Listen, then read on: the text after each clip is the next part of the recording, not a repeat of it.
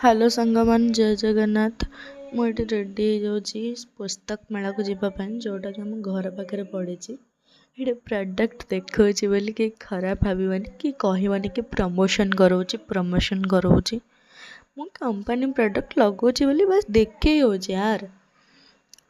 ଦେଖ ମୁଁ ଏଠି ଲଗେଇଲି ଲାକ୍ମିର କ'ଣ ପରଫେକ୍ଟ ରାଡ଼ିଆନ୍ସ କ୍ରିମ୍ ଡେ କ୍ରିମ୍, ତାପରେ କାଜଲ, ତାପରେ ଲିପ୍ ଲାଇନର୍ ଯେଉଁଟାକି ହେଲାନି ମୋ ଲିପ୍ରେ, ପୁଣି ମୁଁ ତାକୁ କାଟିକିନା ଲଗେଇଲି।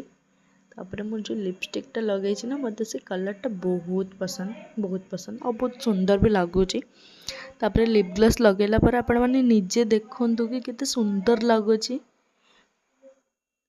ଦେଖନ୍ତୁ ତାପରେ ମୁଁ କହୁଛି ଶୁଣିବି, ବ୍ୟସ୍ତ ନାହିଁ। ଦେଖନ୍ତୁ ଲିପଷ୍ଟିକ୍ର କଲର୍ ଦେଖନ୍ତୁ। ତାପରେ ମୁଁ ଲିପ୍ ଗ୍ଲସ୍ ଯେଉଁ ଲଗେଇଛି ନା, ସେଇଟା ହୁଡା ବିୟୁଟି କମ୍ପାନୀର, ଯେଉଁଟାକି ବହୁତ ଭଲ ଅଛି, ବହୁତ କ୍ୱାଲିଟି ଭଲ, ସବୁକିଛି ଭଲ। ତା ଦେହରେ ଜିଗ୍ ଟାଇପ୍ର ଟିକେ ଅଛି, ଯେଉଁଟାକି ବହୁତ ସୁନ୍ଦର ବି ଲାଗୁଛି।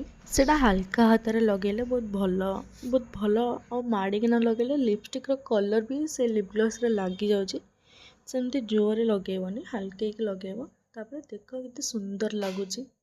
ଅପର୍ ଲିପ୍ସ କଥା କହିବନି, ବିକଜ୍ ଅପର୍ ଲିପ୍ସ ମୁଁ କାଟେନି କି ମୋତେ ସେସବୁ ପସନ୍ଦ ବି ନୁହେଁ।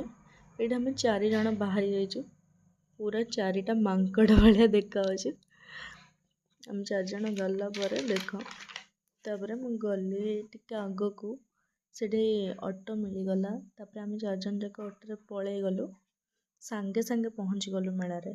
ଜଷ୍ଟ ଘର ପାଖରେ, ମାନେ 3 କିଲୋମିଟର ହେବ ଘରଠୁ, ତଥାପି ଯିବାକୁ ପଡ଼ୁଛି ଅଟୋରେ, କାହିଁକି ନା ବସ୍ ତ ନାହିଁ। ତାପରେ ନେକ୍ସଟ ଭିଡ଼ିଓରେ ଦେଖେଇବି ମୁଁ ସେଠି କ'ଣ ସବୁ ବହୁତ ସାରା ଜିନିଷ ଆଣିଛି, ବହୁତ ସାରା ଜିନିଷ।